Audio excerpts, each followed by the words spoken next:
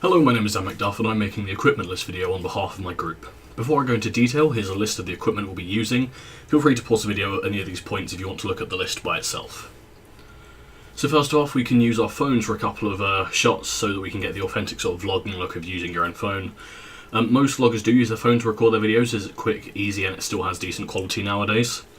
The phones that our group own are all popular phones used for vlogging, so we could also use the phones as props in our production. The cameras that our group own can also be used as vlogging tools, as we all own cameras that are popular with vloggers. As well as this, we'll be using our cameras to film the main shots where the character isn't vlogging. We can also use the collection of lenses to get a variety of shots from a single camera, as well as using multiple cameras to get different perspectives of a single shot. The GorillaPod is also a popular piece of equipment with vloggers. You can use it as a handle or a mini tripod, and it allows vloggers and filmmakers to create a flexible variety of shots. For example, you could mount a GorillaPod around a bar or a girder on a ceiling, and that would get a good overhead shot. Any voice audio that isn't captured while on camera, we can re-record on the Blue Yeti microphone. It's not the highest quality microphone, but it is very good for its price.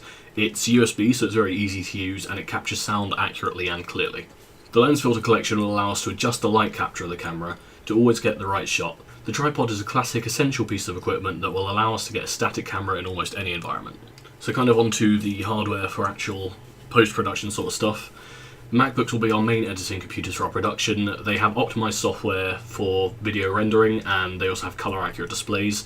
They're great portable devices for editing video. MacBooks are also very popular editing machines for vloggers, so make very good props in our production, and it would also, having edited on MacBook, give a more authentic vlogger style.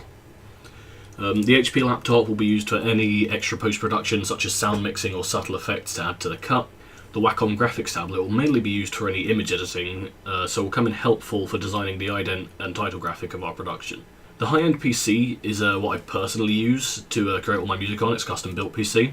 It's the main device that I'll be using for creating the soundtrack for our production, as it's very high spec, so it can handle detailed and complicated music production on the program FL Studio. Now onto software. So the Adobe Creative Cloud Suite is incredibly useful for media production, and it's especially useful for students as you can get a student discount on it, so it's perfect for us to use. The main programs we'll be using are Premiere Pro, Photoshop, After Effects, Illustrator, and Audition. These are really useful programs for video, image, visual effects, and audio respectively. We will therefore rely on these programs for a lot of our trailer production, and the same goes for Final Cut Pro for video editing. Apple Motion 5 is a useful program for colour grading. However, as colour grading can be done with Final Cut and Premiere, it is unlikely that we'll use Motion 5 much.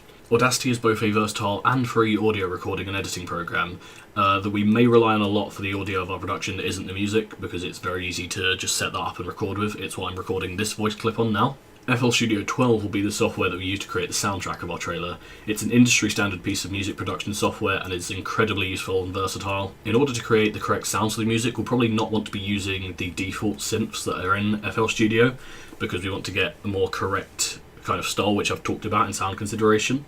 We'll be using more different plugins such as Nexus, which has synthesizers and synths that are very similar sounding to real instruments such as pianos and guitars.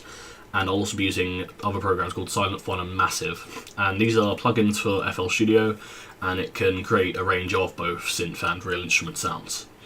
Any other plugins that we use in terms of software, they're called Kickstart and FabFilter Pro Q2. Kickstart is a sidechain plugin, and what that does is it normalizes sound to make drums alongside them sound cleaner. And FabFilter Pro Q2 is like a really good EQ plugin, and it has a huge amount of functionality to shape the synths.